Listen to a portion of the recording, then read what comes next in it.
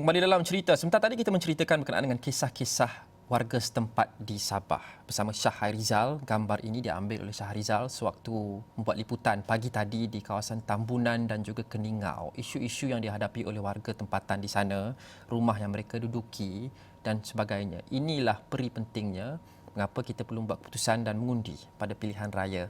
Khasnya yang ini maksudnya PRN Sabah yang akan datang pada hujung bulan ini. Tetapi di atas kepala semua warga Sabah sekarang ada ibarat satu awan. Isu besar ibarat gajah dan juga badak bergaduh dan mereka pelanduk yang tersepit di tengah-tengah. Iaitu isu berkenaan dengan pembubaran DUN yang membawa kepada penetapan tarikh untuk PRN Sabah pada hujung bulan ini. Itu satu lagi isu yang akan memberi kesan bukan sahaja kepada warga Sabah tetapi kepada rentak dan dinamika politik di seluruh negara.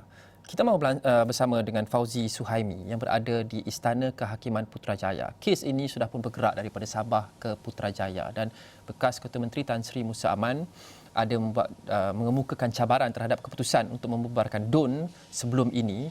Okey Fauzi, berkenaan dengan kemas kini yang terbaru kita sudah kongsikan banyak kali dalam buletin-buletin kami yang sebelum ini hari ini. Kita mahu singkapkan kisah di sebalik kes ini. Di sana di Istana Kehakiman Putrajaya Endi Fauzi. Sebelum ini kita lihat kes-kes yang melibatkan figura-figura politik yang besar seringkali mengundang ratusan malah ribuan penyokong sehingga menimbulkan kekhawatiran berkenaan dengan kebolehan kita mematuhi SOP untuk mencegah penularan COVID-19. Adakah situasi sebegitu juga disaksikan pagi tadi di Istana Kehakiman Putrajaya untuk kes Tan Sri Musa Aman?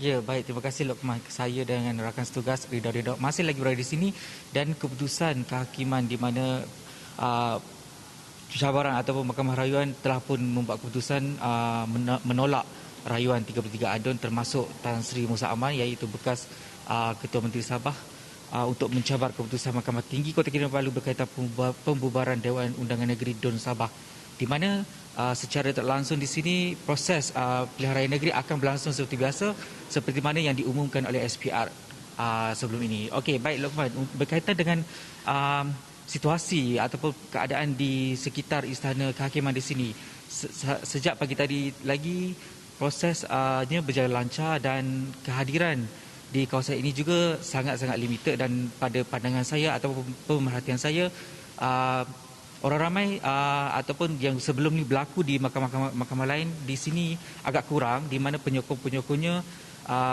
hanya beberapa orang sahaja yang hadir dan SOP-SOP seperti penjarakan fizikal, imbasan ataupun pengesanan kontak, pengambilan suhu badan sentiasa diambil pihak keselamatan di pintu masuk, di kesemua pintu masuk Istana Kehakiman di sini, Lokman.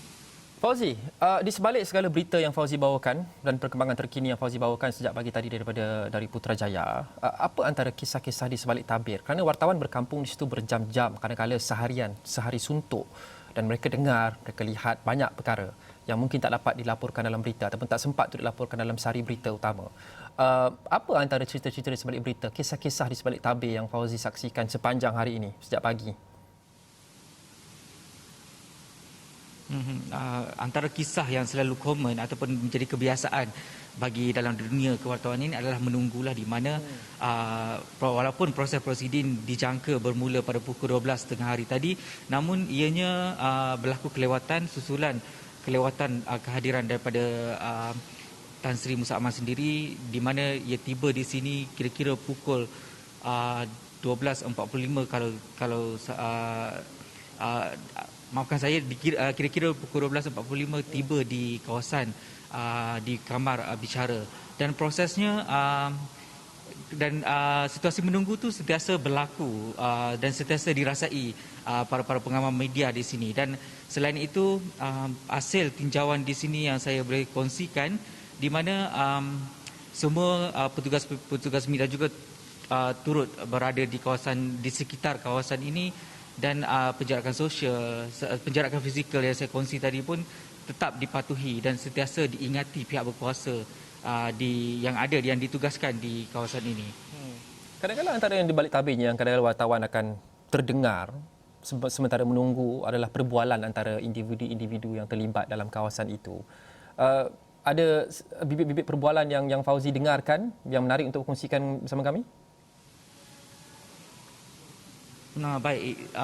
Kalau berkaitan dengan perbualan di antara mungkin ahli-ahli Dewan Undangan Negeri ataupun penyokong-penyokong di mana di kedua-dua belah pihak, kalau kita tengok tadi selepas penangguhan pertama sesi prosiding mahkamah, kumpulan tim atau kumpulan daripada Tan Sri Musa Aman mengadakan perjumpaan secara tertutup di sebuah bilik persidangan di Istana Kehakiman, dan media dilarang masuk dan dilarang untuk berada di kawasan itu. Mungkin itu adalah perbincangan tertutup yang dibincang antara ahli Dewan Undangan Negeri daripada parti BN, dan hasil saya agak bertuah kerana antara adun-adun yang hadir di sini cukup dikenali ataupun saya ada yang mengenali adun-adun di sini sempat bertanyakan apakah perbincangan yang diadakan. Walaupun ketika saya bertanya, jawapannya adalah tidak serius, tapi apa yang boleh saya bayangkan itu adalah perancangan kumpulan tim Tan Sri Musa Aman, di mana sekiranya keputusan Mahkamah Rayuan hari ini tidak memihak kepadanya, mungkin perkara itu akan dibawakan ke peringkat seterusnya. Namun perkara itu masih belum disahkan ataupun diputuskan, kerana selepas sesi prosiding tadi, media ada juga bertanya tentang apakah perancangan selepas ini. Namun beliau enggan untuk mengulas lanjut dan cuma hanya memberitahu kenyataan media akan dikeluarkan dalam masa terdekat. Itu saja, Lokman, yang boleh saya kongsi. Dan selain itu, bercakap pasal PRN, mereka sudah bersiap sedia walaupun dalam apa jua keadaan sekalipun. Okey.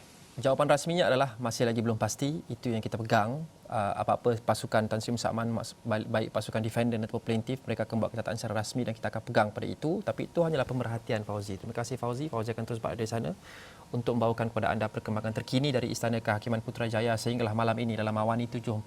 Dan sebelum kita mengakhiri, saya mahu kongsikan sekali lagi gambar yang berada di sini yang kita paparkan sebentar tadi dengan mesej apa saja yang berlaku di mahkamah ataupun apa saja yang berlaku di arena besar politik negara, ianya harus dititiskan ke bawah kepada rakyat biasa. Boleh kita kongsikan gambar yang kita kongsikan dengan Syah tadi?